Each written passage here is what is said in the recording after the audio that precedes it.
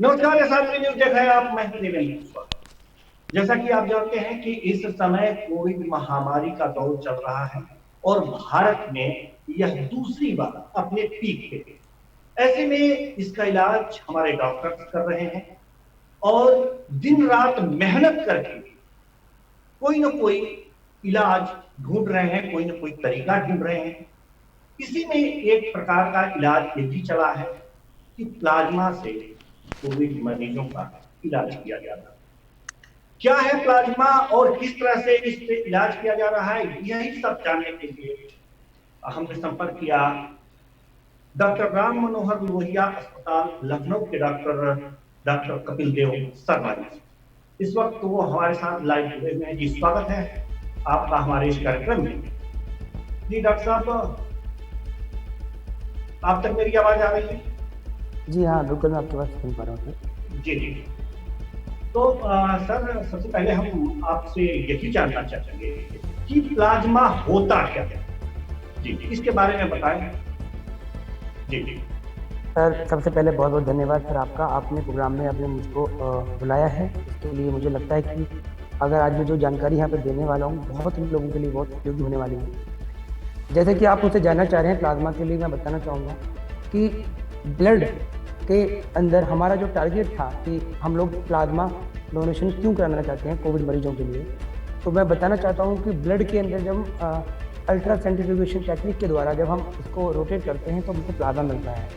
और जो मरीज कोविड-19 से जो सही होकर आए हैं उनके ब्लड के अंदर, उनके प्लाज्मा के अंदर एंटीबॉडीज़ की संख्या सबसे अधिक मात्रा में पाई जाती है।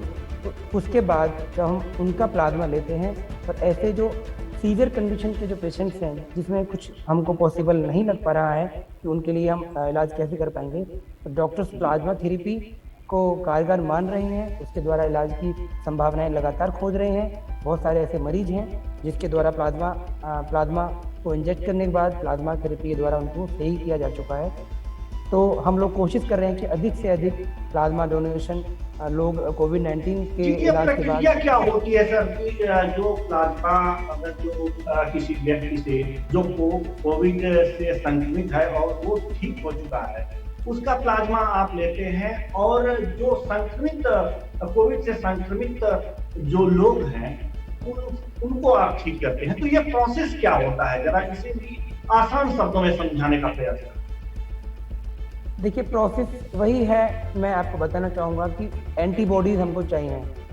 जैसे हमारा वैक्सीनेशन है, तो वैक्सीनेशन में भी हम लोगों का जो पर्पज़ है वो यही है कि जब सेकंड डोज लग चुकी होती है किसी भी जो वैक्सीन हम जो लोग ले रहे हैं, जो इंडिया के अंदर जो वैक्सीन कोवैक्सीन और कोविशील्ड है, उसके लगने के 2 से 3 हफ्ते के अंदर हमारी बॉडी के अंदर एंटीबॉडीज बननी शुरू हो जाती हैं। तो हमारी बॉडी को कोरोना से लड़ने के लिए सक्षम और तैयार हो जाती है। लेकिन वही सीन है हमारा प्लाज्मा के लिए कि जब बॉडी के अंदर वायरस बहुत अधिक मात्रा में हो चुका है, बॉडी रेस्पॉन्ड नहीं कर पा रही है, एंटीबॉडीज नहीं बन पा रही हैं, तो बाहर से हम अगर एंटीबॉडीज को इंजेक्ट करेंगे तो उस वायरस से लड़ने के लिए हमारे पास कुछ ऐसी जो चीज़ें हैं, एंटीबॉडीज जब बॉडी के अंदर जाएंगी तो प्लाज्मा कोविड से हम लोग हमारी बॉडी लड़ पाएंगे। तो इसी में जैसे कि आप मुझसे भी पहले पूछ रहे थे कि कौन ऐसे लोग हैं जो प्लाज्मा डोनेट कर सकते हैं, तो मैं यही बताना चाहता हूँ कोरोना के इलाज के 14 दिन बाद जो स्वस्थ मरीज हैं वो प्लाज्मा डोनेट कर सकते हैं। उनकी जो एज है वो 18 से 60 वर्ष के बीच में होनी चाहिए। और कोविड इलाज, ये ध्यान देने वाली बात है कि जब आपका कोरोना का जो ट्रीटमेंट है उसको बंद हुए, जब आप बिल्कुल स्वस्थ हो चुके हैं, उसके 14-15 दिन बाद आप ये प्लाज्मा डोनेशन कर सकते हैं। और ऐसे एक सवाल और आता है कि हम कैसे मानेंगे कि जो व्यक्ति है वो पूरी तरह कोविड से स्वस्थ हो चुका है इस तारीख तक, उसके 14 दिन बाद ही वो प्लाज्मा डोनेट कर सकता है, तो ये कैसे हम ये मान जी? हाँ, मैं जैसे कि आप कह रहे हैं कि स्वस्थ हम कैसे मानेंगे जी, हमारे पास जो भी लिमिटेड संसाधन है हम उन्हीं का उपयोग करके आपको बताएंगे। RT-PCR की रिपोर्ट आप जानते हैं नेगेटिव आएगी, लेकिन इस बार हम लोगों ने ऐसा भी देखा है कि RT-PCR की रिपोर्ट नेगेटिव है, बट उसके बाद भी सिम्टोमेटिक तरीके से पेशेंट कोविड पॉजिटिव है। तो जब ये पेशेंट कंप्लीटली जो हमारे जो पैरामीटर्स है, जैसे कि आपका जो SpO2 लेवल है विदाउट ऑक्सीजन वो 94, 95, 96 है, आपको ब्रीदिंग कोई प्रॉब्लम नहीं है कि स्कैन आपका जो एक्सरे है, चेस्ट एक्सरे, वो उसके सारे पैरामीटर बिल्कुल ठीक हैं, उसकी जो सिटी वैल्यू है वो बिल्कुल अच्छी है, प्रॉपर है, RT-PCR की रिपोर्ट नेगेटिव है। तो ये आप जो भी जरूरी जो जांचें हैं अगर वो बिल्कुल आपके फिगर में जा रही हैं तो उसके बाद पेशेंट को यदि कोई सिम्टोमेटिक प्रॉब्लम नहीं है तो सीधी सी बात है कि पेशेंट आपका कोविड नेगेटिव हो चुका है।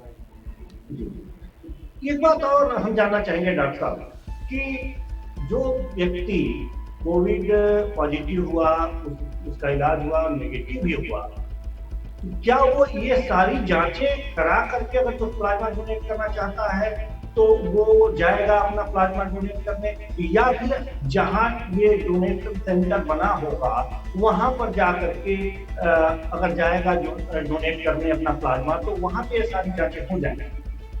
जी जी, क्या प्रक्रिया? मैं आपको बताना चाहूँगा, जैसे कि मैं सिर्फ 2 सेंटर की बात लखनऊ के अंदर बात करता हूँ, किंग जॉर्ज मेडिकल कॉलेज और डॉक्टर RML इंस्टीट्यूट। दोनों ऐसे इंस्टीट्यूट हैं जहाँ पर प्लाज्मा डोनेशन की प्रक्रिया हम लोगों के लिए कुछ ज़्यादा आसान है। तो जब भी कोई भी व्यक्ति जो प्लाज्मा डोनेशन आपको देना चाहता है या करना चाहता है, मैक्सिमम 15 से 20 मिनट के अंदर उसकी कुछ ज़रूरी जांचें हैं, जैसे कि आपका हेपेटाइटिस की HBsAg जांच होती है, HIV की जांच होती है, सिफिलिस की जांच होती है, मलेरिया की जांच होती है, आपका हीमोग्लोबिन चेक किया जाएगा, आपकी एंटीबॉडी टाइटर चेक किया जाएगा कि आपके अंदर सफिशिएंट मात्रा में एंटीबॉडीज हैं या नहीं है। मैक्सिमम 15 से 20 मिनट की जो समय आपको लगेगा वहाँ पे। इस पूरी प्रक्रिया में आपको एक बात और निश्चित करना चाहता हूँ, क्योंकि लगातार हम पिछले काफ़ी लंबे समय से इस पर लगातार काम कर रहे हैं, अधिकांश मरीजों के अंदर डर बैठा हुआ है। उनको ऐसा लगता है कि वो अगर यहाँ पर सेंटर पर आएंगे तो दोबारा वो इन्फेक्टेड हो जाएंगे।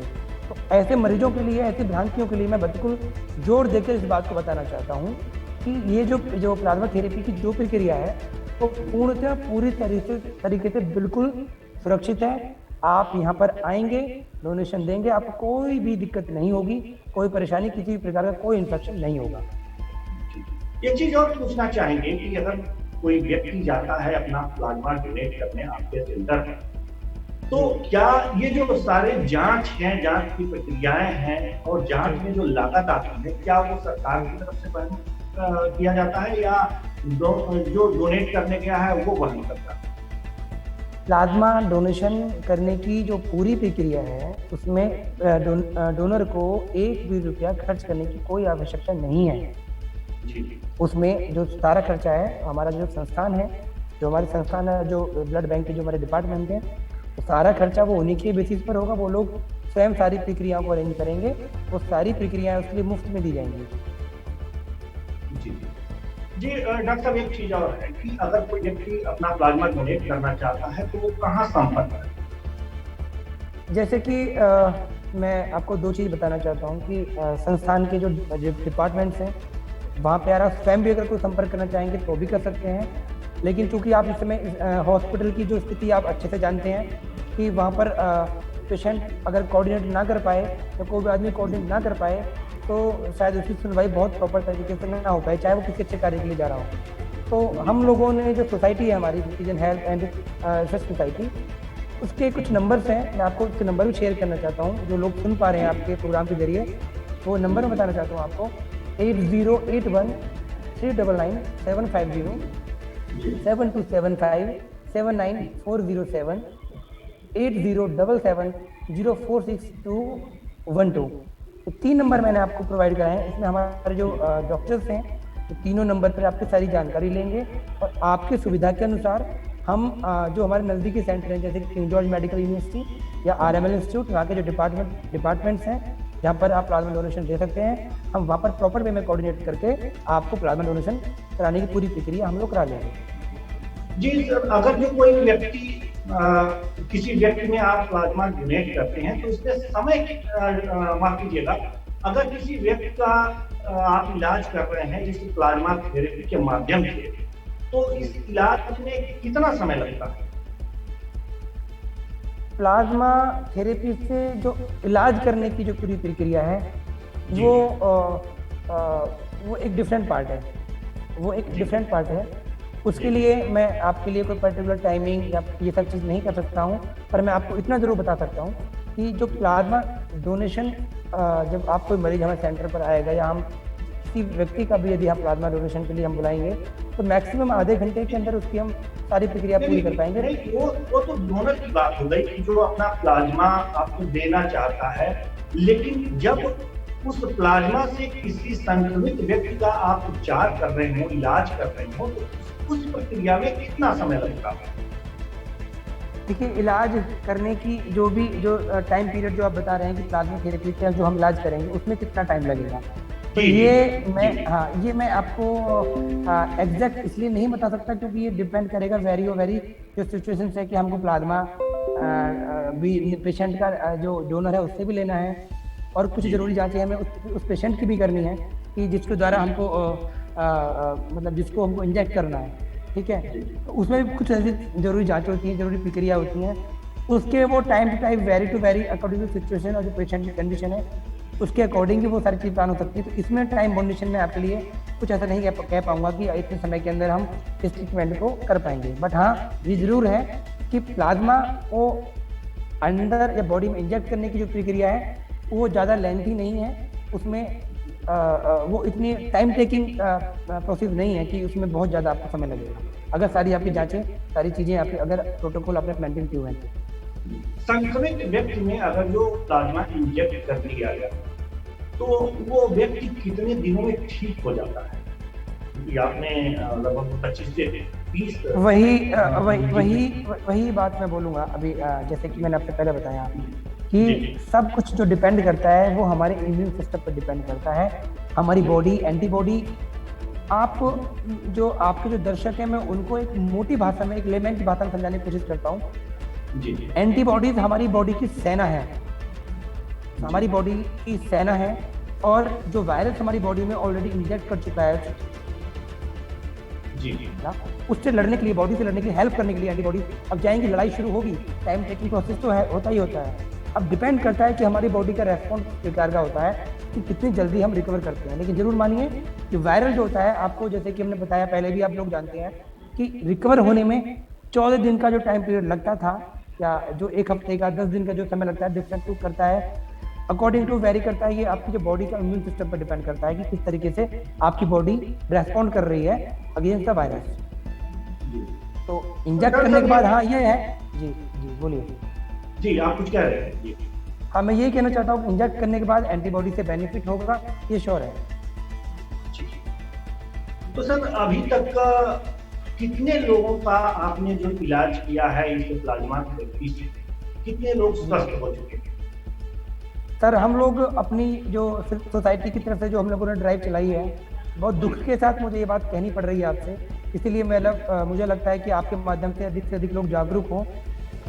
हमारे कुछ चिकित्सक भी ऐसी कंडीशन में पहुंचे हैं जब उनको प्लाज्मा डोनेशन की आवश्यकता हुई है। तो मैं ये कहना चाहता हूं कि हम लोगों के पास जो डिफरेंट सोर्सेज से हम लोगों ने जो डेटा लिया है, चाहे वो लखनऊ के जो CMO हैं उनके यहाँ से, अपने इंस्टीट्यूट के जो डेटा है, जो लोग यहाँ से जा चुके हैं, लगातार ऐसे लोगों को हम लोगों की 10 से 15 लोगों की टीम लगी हुई है। रोज़ 50 से 60 लोगों को हम लोग फ़ोन करते हैं। लोगों का जो रेस्पॉन्ड है डोनेशन के प्रति वो इतना नेगेटिव है, लोग झूठ बोल देते हैं कि हम लोग नेगेटिव ही नहीं, मतलब पॉजिटिव ही नहीं हुए थे। कुछ लोग कहते हैं कि हम लोग नहीं आ पाएंगे, कुछ लोग कहते हैं कि हम डोनेशन दे सकते हैं बट हम वहाँ पे नहीं आना चाहते हैं, हम लोग नहीं देंगे। तो हम लोगों को बहुत निराशा मिली है पब्लिक के लिए, अगर हम देखा जाए तो क्या सर जो अपना प्लाज्मा डोनेट करना चाहेंगे, क्या उन्हें अस्पताल में आना आवश्यक ही है? जी बिल्कुल आवश्यक है, क्योंकि जो प्लाज्मा डोनेशन जो भी डोनर देगा उसके लिए मैंने बताया कि कुछ ज़रूरी जांचें भी होती हैं, जैसे मलेरिया, सिफिलिस, HIV, HBsAg, और ये कोविड का जो अपना एंटीबॉडीज जो टाइटर टेस्ट था वो भी जो जरूरी करना होता है। तो ये सारी जो जांचें होती हैं, ये कहीं तीसरी, मतलब आपको इसके लिए सेंटर में आना ही होगा, तभी कुछ आसानी हो पाएगी। लेकिन सिर्फ एक बात मैं फिर जोर देकर बोल रहा हूँ, जो लोगों के अंदर भ्रांतियाँ फैल चुकी हैं कि अगर वो प्लाज्मा डोनेशन करेंगे तो संक्रमित हो जाएंगे, ऐसी भ्रांतियाँ लोगों के अंदर फैली हैं। हम लोगों ने लगातार बातचीत की है। उसके बाद यही चीज़ मैं आपको कहना चाहता हूँ, प्लाज्मा डोनेशन जो थेरेपी है, प्लाज्मा थेरेपी, ये बिल्कुल सेफ है। इसके लिए आप लोग आगे आइए। और सीधी सी बात, मैं लास्ट में एक बात जरूर बोलना चाहता हूँ जितनी तादाद में कोरोना के मरीज ठीक हो रहे हैं, यदि उसकी एक चौथाई लोग भी अगर प्लाज्मा डोनेशन करने के लिए आ जाएंगे तो बहुत से लोगों की जान बच सकती है। अगर आप ठीक हो गए हैं तो किसी और की जिंदगी की वजह बनी है। जी जी डॉक्टर साहब, ये तो बहुत अच्छी बात कही आपने कि अगर जो आप कोई भी व्यक्ति अगर जो कोविड पॉजिटिव हुआ है और वो ठीक हो गया है तो उसे प्लाज्मा डोनेट करना चाहिए। जी, एक चीज और आती है कि लोग जो है प्लाज्मा इसलिए भी डोनेट नहीं करना चाहते कि उन्हें डर होता है कि कहीं हमारा इम्यून सिस्टम फिर कमजोर ना हो जाए अगर हम प्लाज्मा डोनेट करते हैं तो फिर कोविड से हम संक्रमित ना हो जाए। इस तरह की बातें, तो क्या ऐसी बातें हैं क्या? मैं इसी बात को मैं लगातार जोर देकर बोलने की कोशिश कर रहा हूँ कि ऐसी जो भ्रांतियां फैली हैं वैसी भ्रांतियों में रत्ती भर भी कोई सच्चाई नहीं है कि जो व्यक्ति अगर प्लाज्मा डोनेशन देगा वो संक्रमित हो सकता है। ऐसी जो जानकारी है बिल्कुल भ्रामक है। ऐसी जानकारी पे ये अफवाह है। जैसे उनका इम्यून सिस्टम फिर कमजोर हो सकता है, क्या ऐसी बातें जी? नहीं नहीं नहीं, नहीं जी नहीं, जी जी ये इम्यून सिस्टम पे ये इसका इम्यून सिस्टम पेशेंट का जो डोनर होगा वो इम्यून सिस्टम वीक नहीं होगा। आपको छोटी सी चीज़ आप खुद स्वयं सोचिए, आप ये बात स्वयं आप भी जानते हैं, अधिकांश लोग जानते हैं कि जब हम लोग बॉडी के अंदर जब हम अपना ब्लड का डोनेशन देते हैं तो कुछ ही समय के अंदर हमारी जो बॉडी होती है वो जितनी रिक्वायरमेंट बॉडी को ब्लड की होती है वो उतनी ही कुछ समय के अंदर कुछ घंटों के अंदर हमारी बॉडी उसकी पूर्ति अपना कर लेती है। तो वही प्रक्रिया यहाँ भी होगी। ऐसा नहीं है कि इम्यून सिस्टम आपका वीक हो जाएगा अगर आप प्लाज्मा डोनेट करेंगे। जी डॉक्टर साहब, आपने इतनी अच्छी जानकारी दी और अगर ये जानकारी लोग अपना आत्मसात करें तो इस कोरोना जैसी भयंकर बीमारी से निजात मिल सकता है। डॉक्टर साहब, आप हमारे साथ सिर्फ एक बात और कहना चाहता हूँ। जी, जो ऐसी महिलाएं हैं जो जिनकी अभी कुछ दिनों पहले ही डिलीवरी हुई है या फिर ऐसे जो मरीज जो किसी सीवियर बीमारी से ग्रसित हैं वो लोग प्लाज्मा डोनेशन नहीं कर सकते। ये मेरी मतलब मैं बताना चाहता हूँ। ऐसी जो महिलाएं हैं जो अभी जिनकी जो प्रेगनेंसी महिला में हैं जो जिनकी अभी डिलीवरी हुई है वो प्लाज्मा डोनेट नहीं कर सकते हैं।